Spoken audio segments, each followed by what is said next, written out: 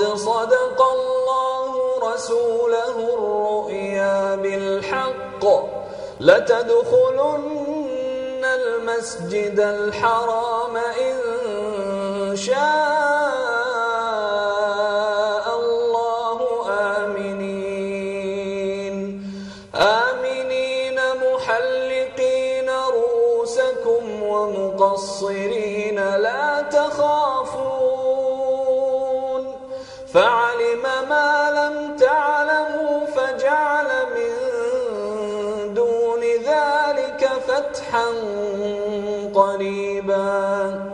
هو الذي أرسل رسوله بالهدى ودين الحق ليظهره على الدين كله وكفى بالله شهيدا محمد رسول الله والذين معه أشداء على الكفار رحماء بينهم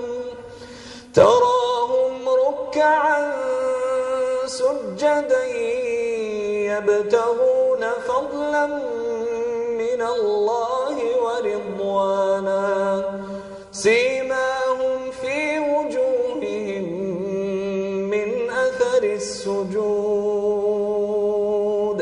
ذلك مثلهم في التوراة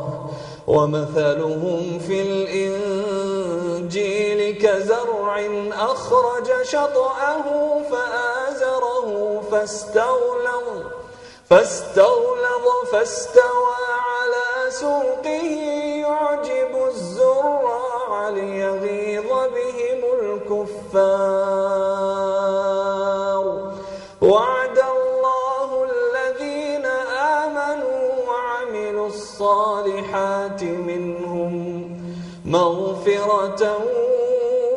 وأجرا عظيما وعد الله